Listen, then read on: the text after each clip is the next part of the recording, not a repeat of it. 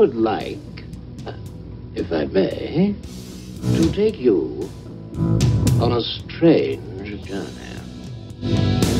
Hello, everyone, and welcome to another edition of Real Estate Realities with the Rebel Broker. My name's Robert Whitelaw, and I am the Rebel Broker. Licensed real estate broker in the state of California, member of the National Association of Realtors. But please, don't hold that against me. It's time yet again for us to come together and to discuss all things real estate. Well, maybe not all things real estate. We got to spread it out. Today we're going to talk about a couple of interesting little data points that I think provide some pretty good information. Give us a little bit of perspective. So stay tuned for that. First, let's go ahead and hit on the best ways to get in contact with me. Of course, the website is the thing. Head on over to therebelbroker.com. From there, you can click on Contact in the menu bar. Send along any ideas, suggestions, observations, or questions that you might have. And of course, while you're there, why not enter to win the $50 Amazon gift card that I've been giving away every month. Now, we do it at the beginning of the month. We're going to go ahead and do it again at the end of this week. So this Friday, we're going to be handing out that $50 Amazon gift card. We've already done it a bunch. For those of you who are new to the show, this is something we do at the end of the beginning of every month. And we've done it to the tune of, $550 so far. But we'll be doing it again this Friday by 5 p.m. Pacific this Friday. If you have gone to therebelbroker.com, click the big red button at the top of the page titled Take the Survey to Support the Show.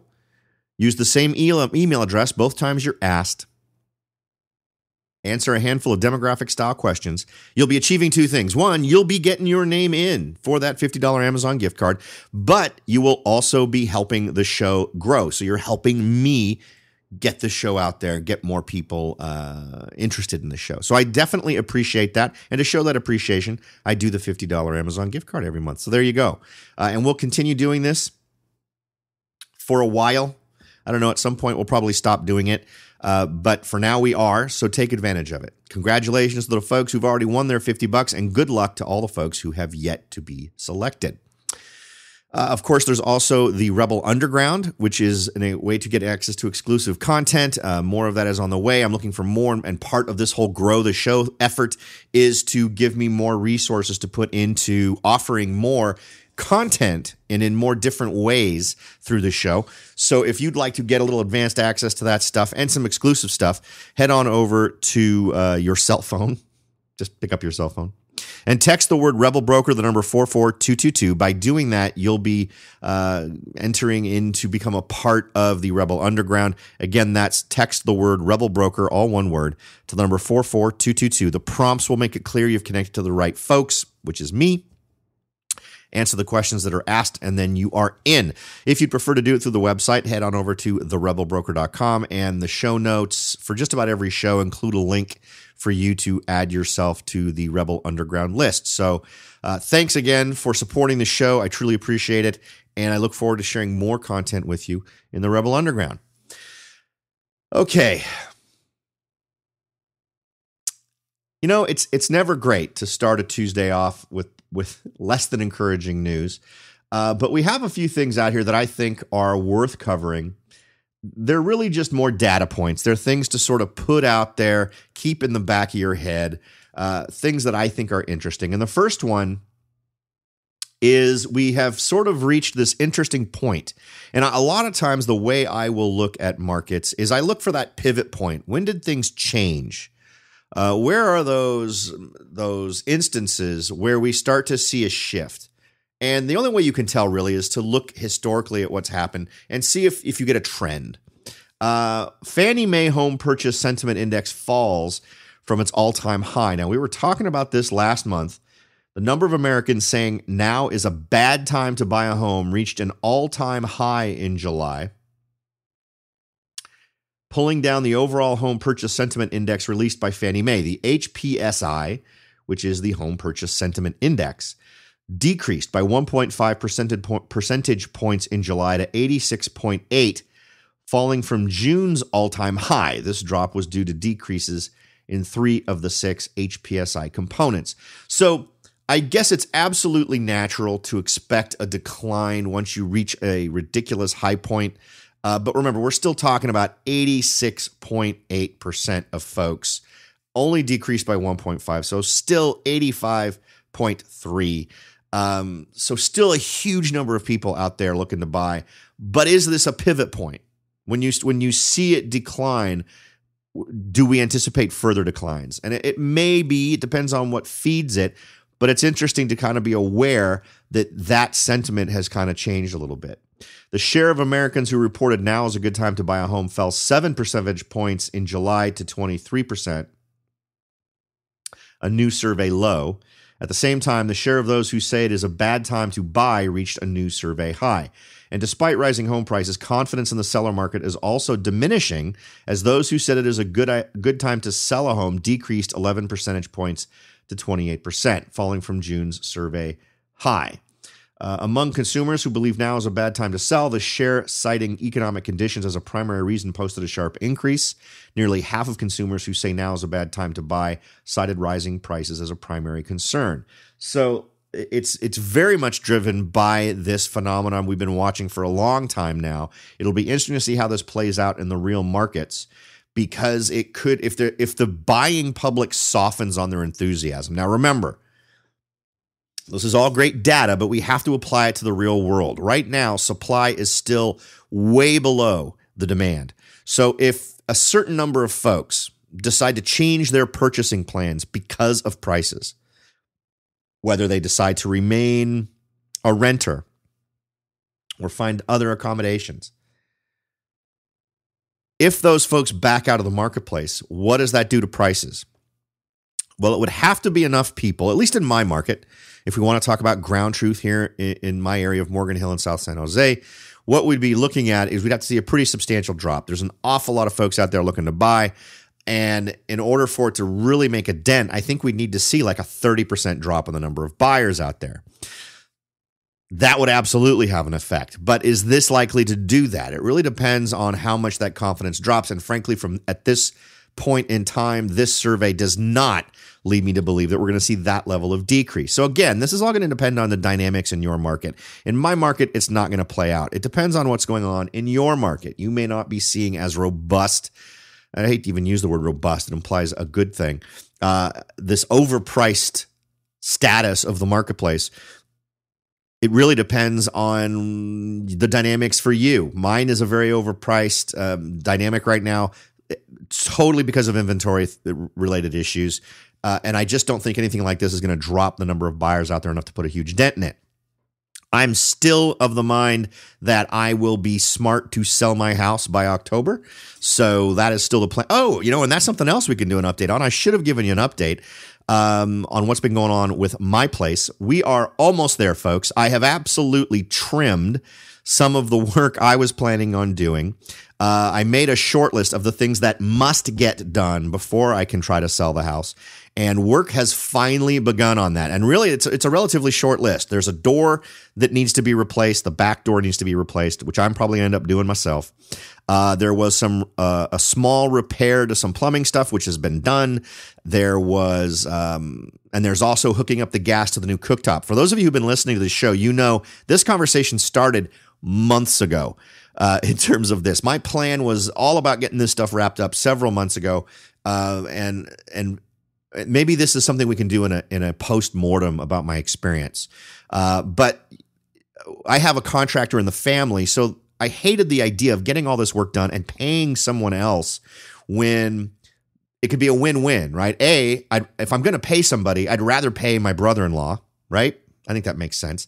My brother-in-law does amazing work. The problem is that his time was being taken up by my mom.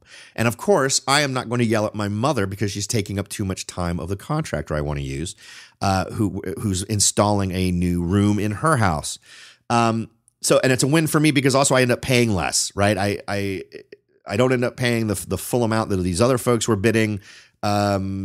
which I actually considered doing at one point. I figured I'd rather pay more and get it done now. But it's all kind of working out. It isn't finished. The repair work is all done. The gas work is not yet done, but that will be done. And as soon as that's finished, my house is 95% of the way there in terms of ready to go. There's a few little painting things all things I can take care of myself, though. And there's, of course, the door. I'm debating on whether or not I'm going to do the door or have my contractor brother-in-law do the door. But once that's done, and the reason I'm doing a door is one thing I like in when I'm marketing a home is I don't ever want to have a thing that sticks in your head as a negative.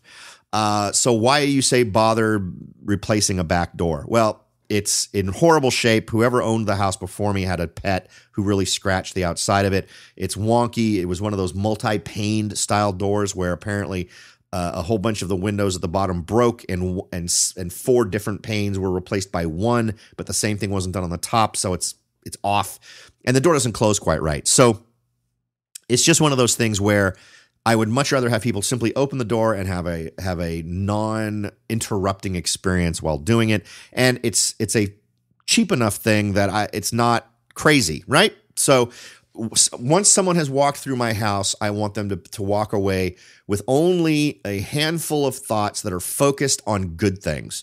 And I think I've managed, I think the kitchen will absolutely do that. I've also trimmed what I plan on doing in the master bathroom. I was going to do a complete remodel of the master bathroom.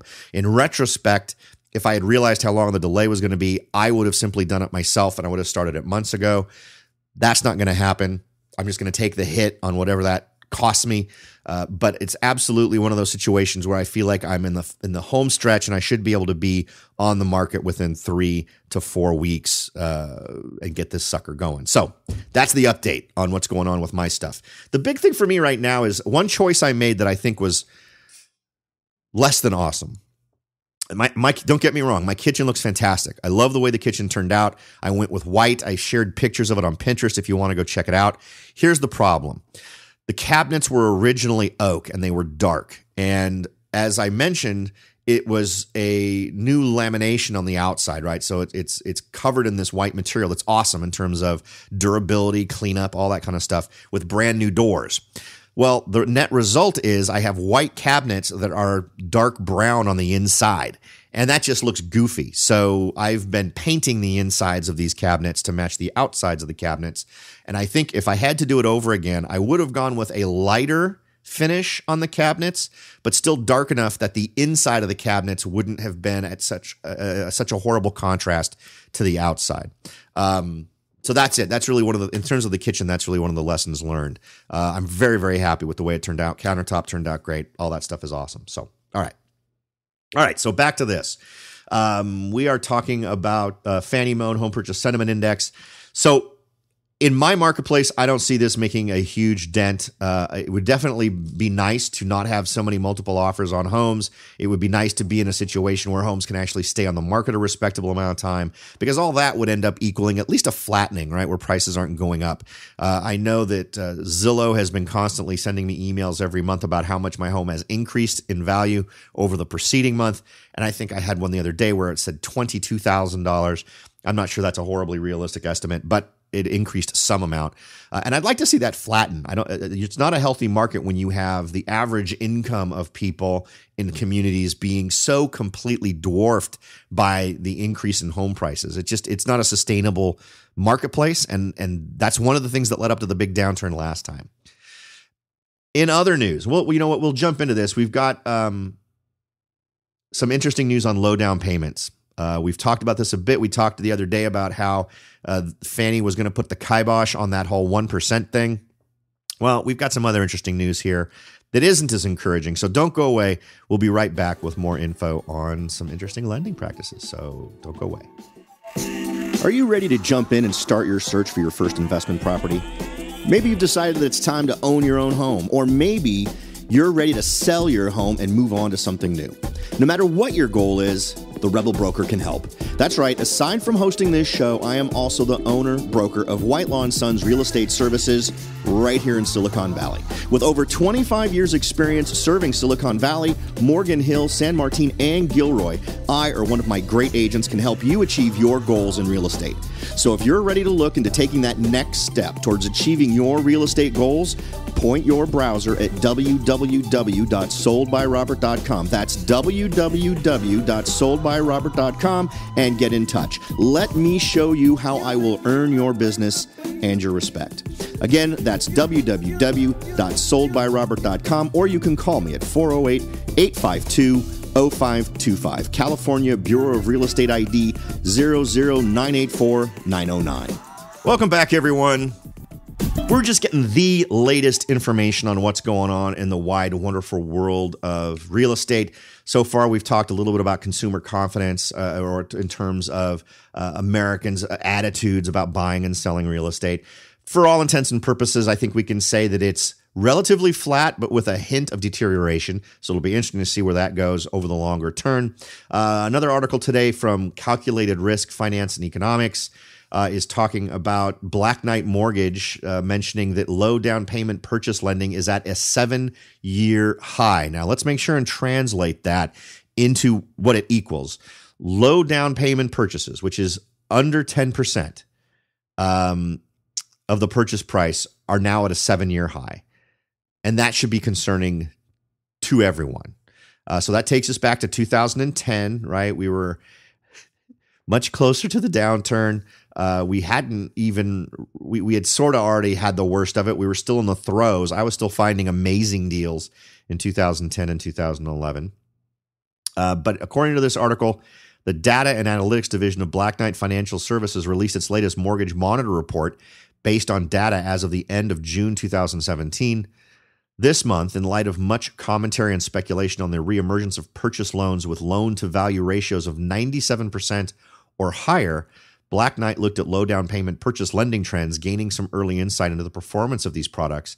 As Black Knight Data and Analytics Executive Vice President Ben Grabowski explained, in general, low down payment purchases are on the rise, but this does not necessarily mean a return to the practices and risks of the past. Well, I think that's a very interesting statement, because it is absolutely a return to the practices and risks of the past.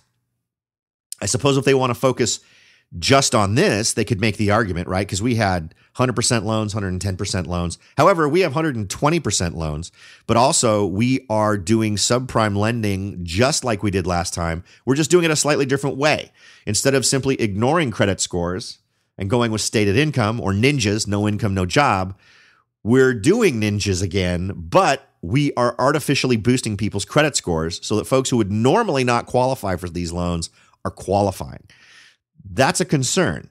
You should all be worried that we are fundamentally achieving the exact same thing that we did last time that resulted in so much heartache for so many people. He goes on to say, over the past 12 months, approximately 1.5 million borrowers have purchased homes using less than 10% down payments. Less than 10% down payments. That is close to a 7-year high in low down payment purchase volumes. The increase is primarily a function of the overall growth in purchase lending, but after nearly 4 consecutive years of declines, low down payment loans have ticked upwards in market share over the past 18 months as well. In fact, they now account for nearly, get this, 40% of all purchase lending. The bulk of the growth has not been among the various 3% or less down payment programs that have been reintroduced in the last few years, but rather in 5 to 9% down payment mortgages. This segment grew at twice the rate of the overall purchase market in late 2016, whereas lending with down payments of less than 5% grew at about the market average. What's also interesting is I was having a phone conversation with someone who was talking to me about podcasts and that sort of thing, who's based in Phoenix, and who was talking with a company that is willing to give 130% down loans to finance with your mortgage, to finance the building of a pool or the installation of a pool. There are all kinds, and we've already talked about all the various corners of lending where some other thing is wrapped into your mortgage. And you're allowed to borrow and leverage your property up to these insane levels. And it doesn't matter what the thing is, right? If you think doing it with a pool is stupid, it's just as stupid to do it with a student loan. Because once that mortgage is cut, whatever led up to it is immaterial. It's secured by the house.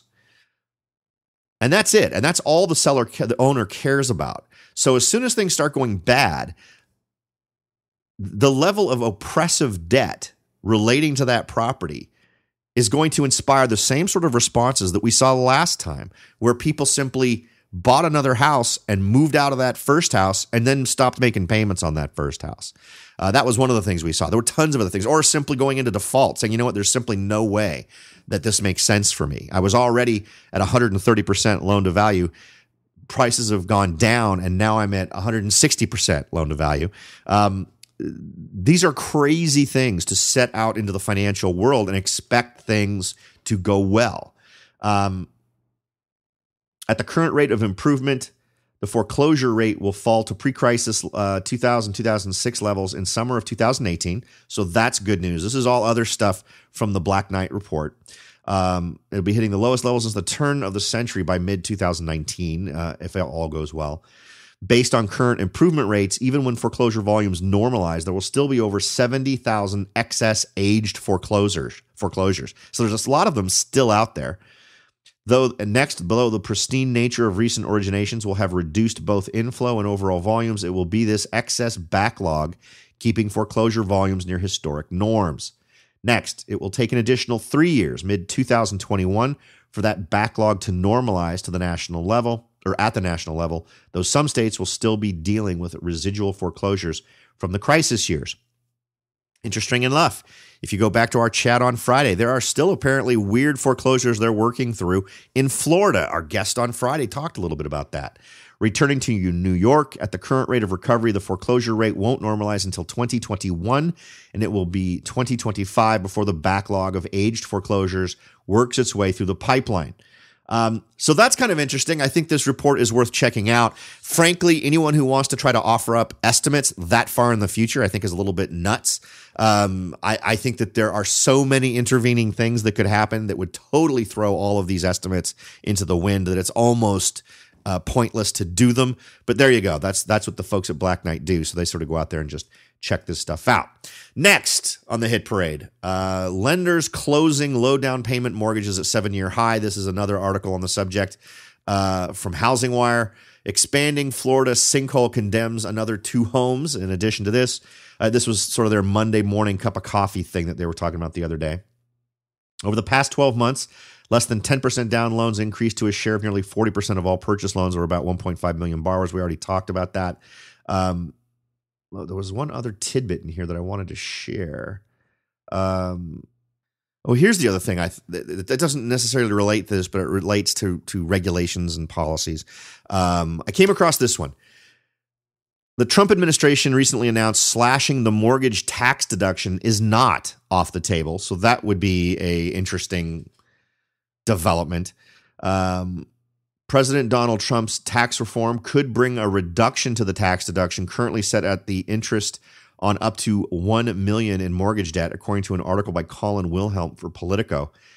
The National Economic Council Director Gary Cohn, a key decision maker on tax reform, explained to members of Congress that almost everything, including changes to the mortgage interest deduction, is on the table, according to the article. From the article, quote, "That would be a slap in the face to an industry that strongly supported President Donald Trump during his presidential bid. He overwhelmingly won a straw poll by the National Association of Realtors during its annual meeting last year. Now, nothing is set in stone, according to this. Republicans are continuing to work on a tax reform bill to present to Congress. And of course, the bill would need to make it past the Democrats and in the Senate. And if attempts at tax reform go anything like recently failed healthcare reform, homeowners have nothing to fear. But it's interesting to note that that is on the table. If that ends up being part of it, I'm not sure we need a ton more efforts to undermine the value of owning a home and being able to deduct some of that interest that we're paying on our mortgages. All right, folks.